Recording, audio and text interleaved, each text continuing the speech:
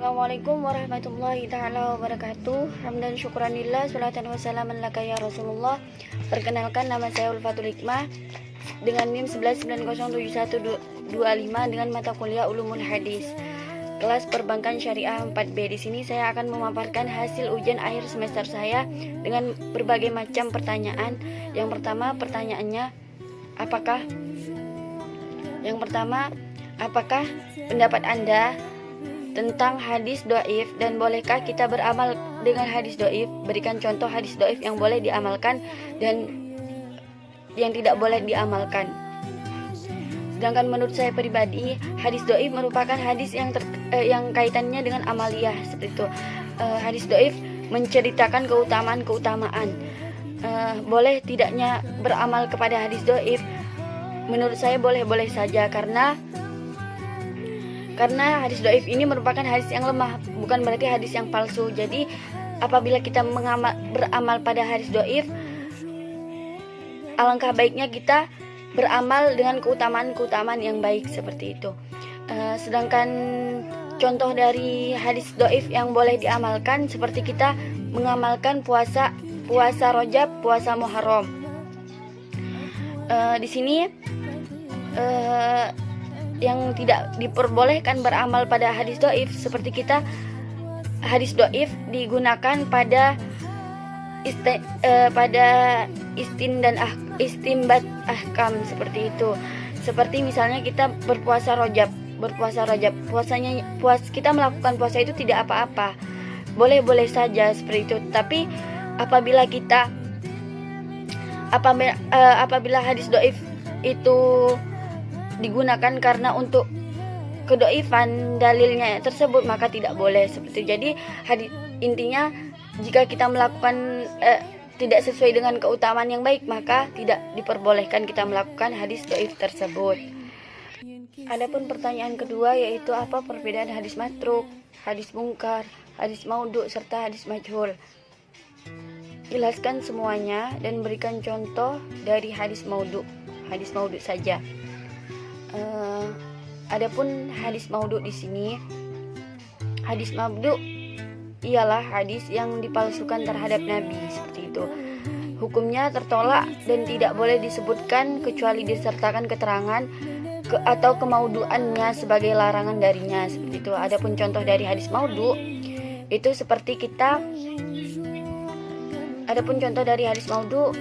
adapun dalam hadis yang berbunyi an Ansibni Malik radhiyallahu anhu qala Rasulullah sallallahu alaihi wasallam adalabul ilmu walau bitaini. Tidak asing bagi kita dari Anas bin Malik radhiyallahu anhu bahwa Rasulullah sallallahu alaihi wasallam bersabda, tuntutlah ilmu sampai ke negeri Cina. Hadis ini dianggap maudhu sebab perawinya yang bernama Abu Atiqah Tariq bin Sulaiman dikenal sebagai pemalsu hadis seperti itu. Adapun hadis matruk di sini hadis yang di dalam sanadnya terdapat rawi yang tertuduh pada pendusta. Sedangkan hadis mungkar yaitu hadis yang riwayatnya oleh seorang rawi yang dhaif dan riwayatnya bertentangan dengan riwayat pada rawi yang syikoh seperti itu. Adapun hadis majhul, rawinya di sini tidak diriwayatkan darinya kecuali oleh satu orang saja. Pertanyaan ketiga, yaitu apa perbedaan antara hadis sahih li ghairihi dan hadis sahih li zatihi. Terus berikan contoh masing-masing dari hadis tersebut. Di sini adapun perbedaan dari hadis sahih li zatihi dan li ghairihi. Jika hadis sahih li zatihi, dia merupakan hadis yang memenuhi 5 syarat, yaitu sanadnya bersambung dari permulaan sampai akhir. Terus perawinya tuh adil, juga sempurna dhabitnya, serta tidak adanya shadz dan illat yang tercela. Sedangkan di sini hadis sahih li ghairihi yaitu termasuk hadis hasan, terus syadz dan di situ terdapat syad dan mutabi yang dijadikan tambahan derajat, maka disebut hadis sahih li ghairihi. Adapun contoh dari keduanya, yang pertama yaitu contoh dari hadis sahih li zatihi. Misalnya di sini dari Imam Al-Bukhari atau Imam Muslim, Abu Daud, At-Tirmizi, An-Nasai, Ibnu Majah atau selain para imam hadis tersebut mengatakan telah meriwayatkan kepada kami Qutaibah bin Sa'id. Beliau berkata, telah meriwayatkan kepada kami Nafi bin Abdullah bin Amr bahwasanya Nabi SAW bersabda, bahwa hadis ini dengan sanad yang ada nampak sahih karena memenuhi syarat-syarat hadis sahih yang 5. Hadis sahih dengan syarat yang 5 tersebut, yaitu ya yang disebutkan tadi, sanadnya bersambung, perawinya adil, perawinya dabut, tidak ada ilat, tidak ada zat, seperti itu. Adapun contoh dari hadis sahih li ghairihi, di sini misalnya diriwayatkan oleh At-Tirmizi dalam kitab Sunan beliau dari hadis Muhammad bin Amr bin Abi Salamah dari Abi Hurairah radhiyallahu anhu bahwa Nabi SAW bersabda, kalaulah tidak khawatir memberatkan umatku, maka aku akan memerintahkan mereka untuk bersiwak setiap menjelang sholat,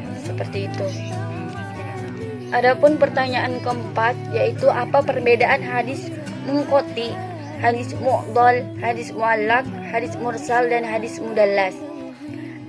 Perbedaan dari keempat tersebut, jika hadis mu'allaq di sini sanadnya bersambung ke arah atas dan terputus ke arah bawah. Jadi hadis mu'allaq ini merupakan hadis yang sanadnya bergantung karena dibuang dari awal sanad seorang perawi atau lebih secara berturut-turut. Sedangkan hadis mursal di sini sanadnya ada yang terlepas di kalangan sahabat atau tabi'in. Jika hadis mudallas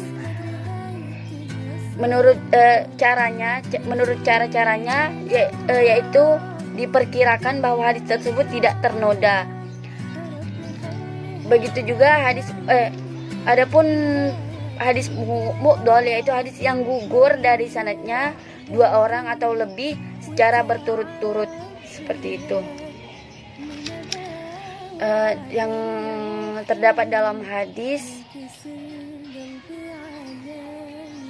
Sedangkan hadis munqati di sini terdapat dalam hadis, yaitu hadis yang gugur rawinya sebelum sahabat disatukan pada tempat atau di beberapa tempat dengan syarat tidak berturut-turut.